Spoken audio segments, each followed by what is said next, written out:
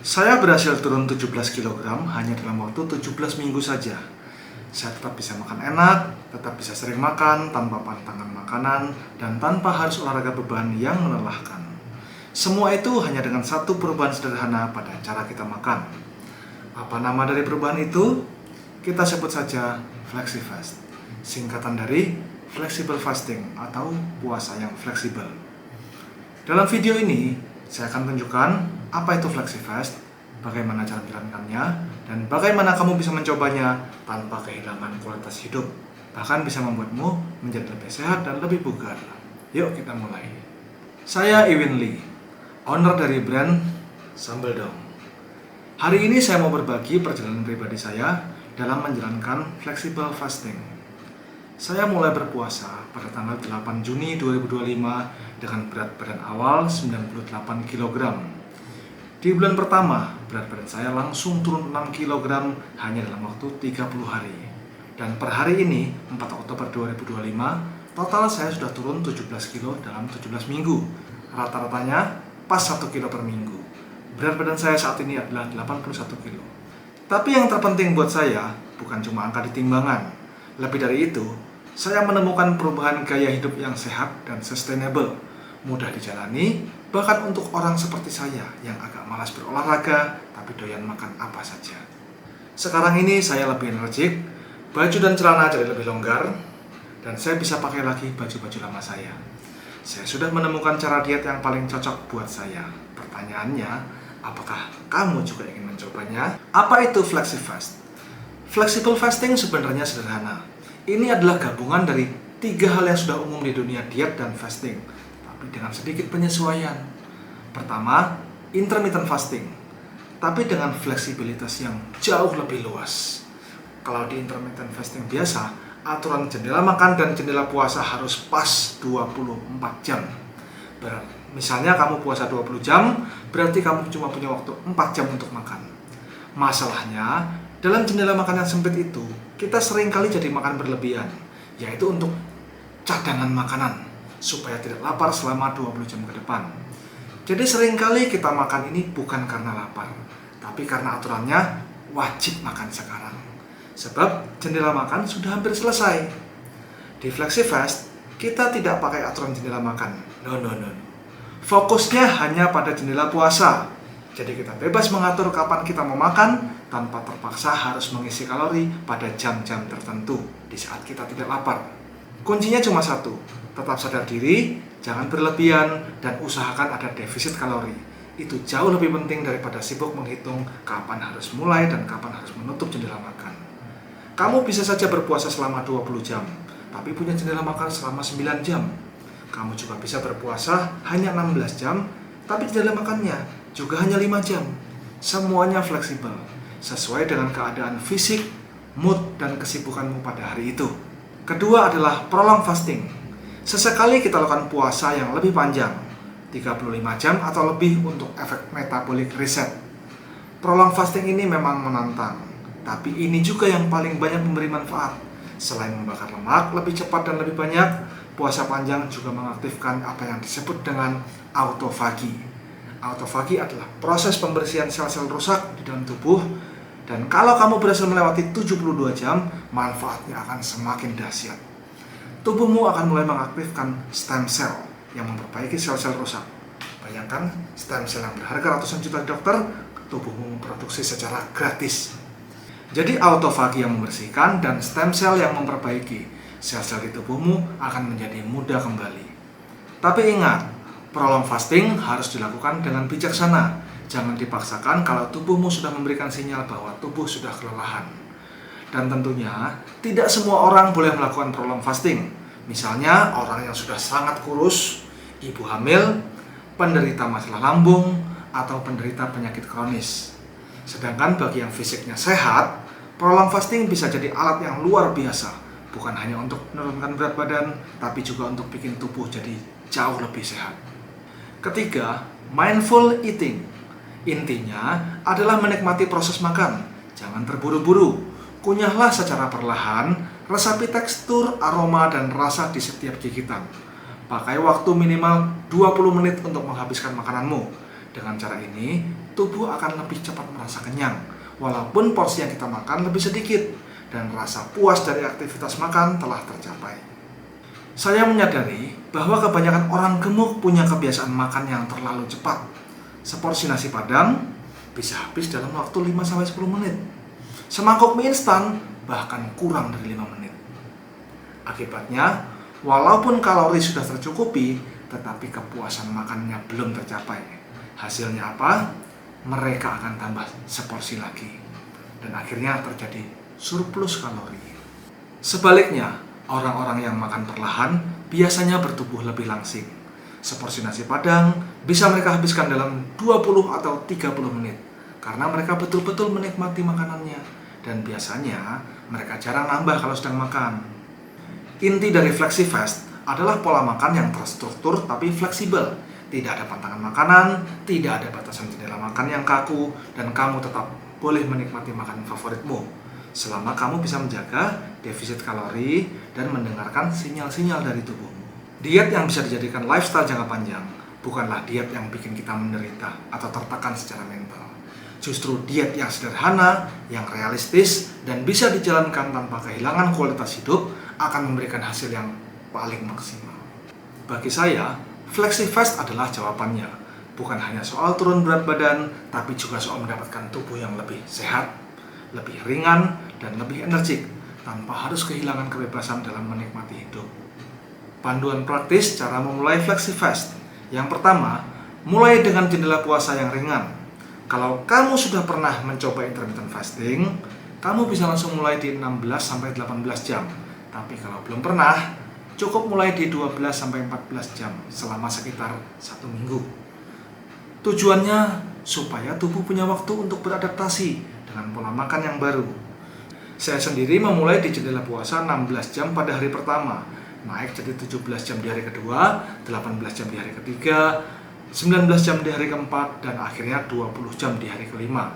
Setelah itu saya mulai menerapkan jendela puasa secara fleksibel, pernah hanya 10 jam saja. Sebagian besar di antara 16-20 jam, pernah juga mencapai 90 jam. Semua tergantung dari kondisi tubuh dan kesibukan aktivitas harian saya. Yang kedua, sisipkan prolong fasting. Setelah tubuhmu terbiasa dengan intermittent fasting selama beberapa waktu dan tubuhmu sudah beradaptasi, sekarang saatnya kamu masuk ke tahap selanjutnya, yaitu prolong fasting, puasa yang lebih panjang, lebih menantang, tapi juga paling banyak manfaatnya.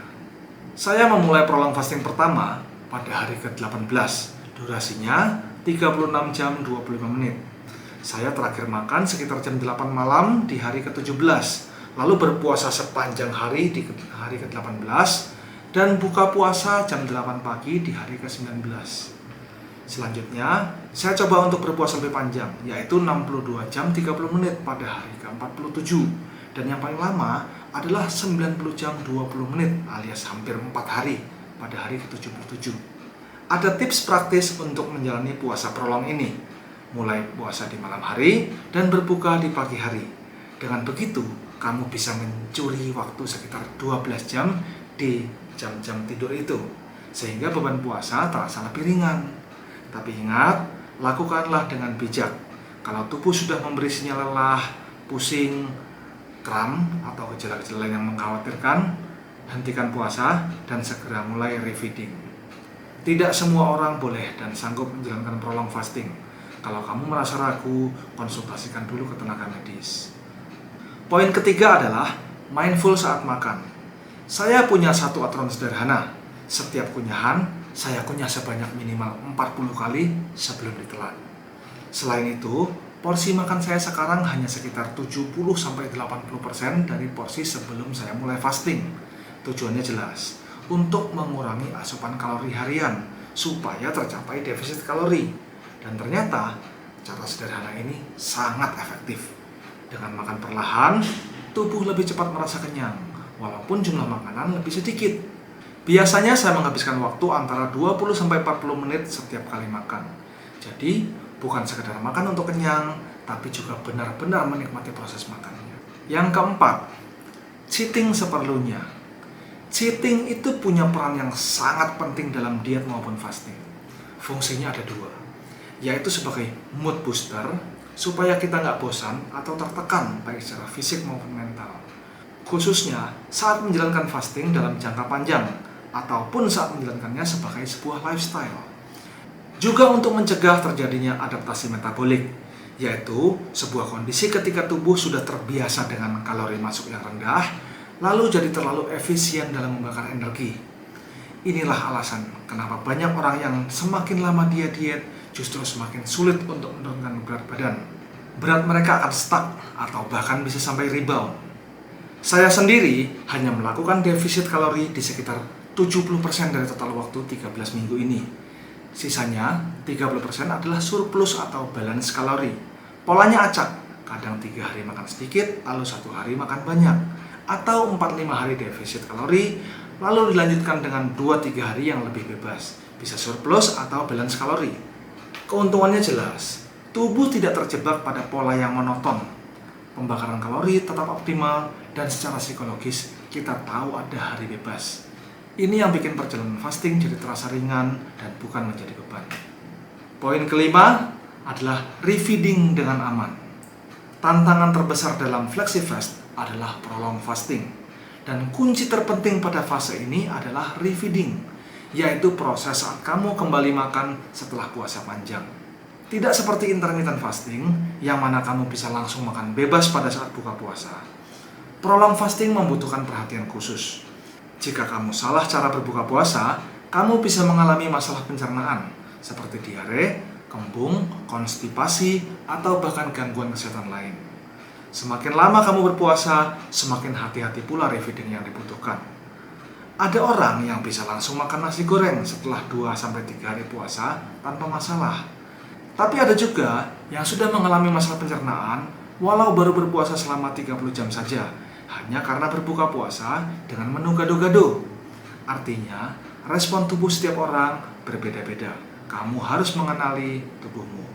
Bagi saya pribadi, refeeding yang aman biasanya dimulai dengan semangkuk sup telur yang hangat di pagi hari.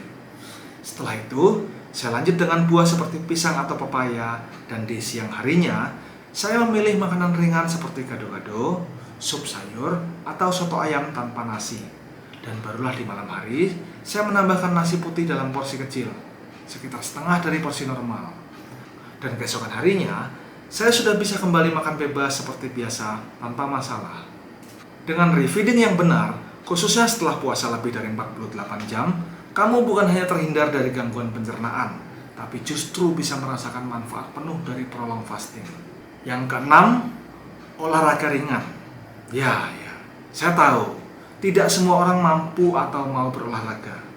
Memang diet dengan defisit kalori saja sebenarnya sudah cukup untuk menurunkan berat badan. Tapi, jika kita sama sekali tidak berolahraga, penurunan berat badan nantinya akan tercampur antara lemak dan otot yang hilang. Kalau kita masih berolahraga, sebagian besar yang hilang adalah lemak, sedangkan otot akan hilang jauh lebih sedikit. Tidak perlu memaksakan olahraga beban jika merasa tidak kuat atau tidak punya waktu. Olahraga ringan saja sudah cukup. Misalnya, berjalan kaki. Kita bisa mulai dengan sedikit mengubah kebiasaan kita sehari-hari, yang tadinya sedikit-sedikit naik motor, sedikit-sedikit pesan GoFood, menjadi sedikit-sedikit berjalan kaki. Saya sendiri baru mulai berolahraga di sekitar hari ke-40, dengan mulai berjalan kaki setiap kali belanja ke Alfamart yang jaraknya sekitar 300 meter dari rumah. Bolak-balik sudah menempuh jarak sekitar 600 meter. Seiring waktu saya semakin terbiasa dan kini rata-rata berjalan kaki sekitar 2-3 km per hari. Dan hasilnya, tubuh terasa lebih fit, otot kaki lebih terlatih, mendapatkan paparan sinar matahari pagi, metabolisme lebih maksimal, dan jantung serta paru-paru tentunya lebih sehat. Poin ke-7, catat dan evaluasi. Timbanglah berat badanmu setiap hari, tapi jangan terobsesi dengan angka yang ada di timbangan. Catat juga waktu mulai fasting dan waktu mulai berbuka puasa setiap harinya, serta berapa kali kamu makan dan kamu ngemil. Semua catatan ini akan berguna untuk mengevaluasi perkembangan fastingmu. Dengan begitu, kamu bisa tahu mengapa minggu ini berat badan tidak turun atau kok malah naik. Kamu juga akan mendapatkan gambaran tentang tren penurunan berat badan dan bisa memperkirakan kapan akan mencapai berat badan yang ideal. Saya sendiri selalu mencatat progres fasting setiap hari. Selain berhasil menurunkan 17 kilo selama 17 minggu, saya juga mengetahui bahwa selama 119 hari ini, saya makan sebanyak 224 kali dan ngemil sebanyak 107 kali. Artinya, rata-rata saya makan sebanyak 2 kali sehari dan ngemil 1 kali sehari. Terdengar mudah bukan? Jauh lebih ringan ketimbang omet yang hanya boleh makan sehari sekali. Selain itu, dari data yang saya miliki, walaupun saya cukup sering melakukan prolong fasting, tetapi rata-rata jendela fasting harian saya ada di angka sekitar 17 jam dan jendela makan 7 jam. Tidak terdengar sulit kan? Tapi bisa memberikan hasil yang sangat maksimal. Keuntungan utama dari flexible fasting jika dibandingkan dengan intermittent fasting biasa adalah banyaknya manfaat kesehatan tambahan yang kita dapatkan. Manfaat dari intermittent fasting selama 16-24 jam biasanya terbatas hanya pada fat burning dan autophagy ringan. Sedangkan flexi-fast, terutama saat prolong fasting, memberikan manfaat yang jauh lebih banyak. Fat burning, autophagy mendalam, aktivasi stem cell, rekonstruksi mikrobioma usus yang akan meningkatkan sistem imunitas kita dan mencegah adaptasi metabolik. Tentu, flexible fasting tidak untuk semua orang, karena sebagian orang tidak dianjurkan untuk menjalankan puasa dalam jangka waktu yang panjang, seperti ibu hamil, orang dengan kondisi medis tertentu, atau orang dengan riwayat penyakit kronis. Tapi bagi sebagian besar orang dengan fisik yang masih sehat dan ingin menurunkan berat badan tanpa kehilangan kenikmatan dan kebebasan makan, metode flexi-fast ini sangat menarik. Saya berencana akan terus menjalankan flexi-fast untuk menurunkan berat badan saya sampai ke angka 70-an. Setelah mencapai berat ideal, saya akan melanjutkan flexi-fast dengan menyesuaikan komposisi antara hari yang surplus dan hari yang defisit kalori. Saat ini sekitar 70% saya defisit kalori. Nantinya akan saya ubah menjadi 70% hari surplus kalori. Tujuannya untuk menaikkan berat badan saya sedikit supaya saya tetap bisa melakukan prolong fasting dan mendapatkan semua manfaatnya tanpa menjadi terlalu kurus. Good luck bagi kamu yang ingin mencoba flexi-fast. Jangan lupa untuk mencatat progres harianmu, jangan terlalu terobsesi dengan angka di timbangan, dan nikmatilah perjalanan penurunan berat badanmu. Jangan lupa untuk like dan subscribe, dan jika ada pertanyaan atau kamu ingin berdiskusi, silakan komentar di bawah. Sampai jumpa di video fasting berikutnya. Oh iya, kalau kamu suka makanan pedas, kalau kamu doyan nyambel, beli sambal dong. Sambal rendah minyak pertama di Indonesia. Rasanya lebih enak, isinya lebih banyak, minyaknya lebih sedikit, dimakannya juga lebih sehat.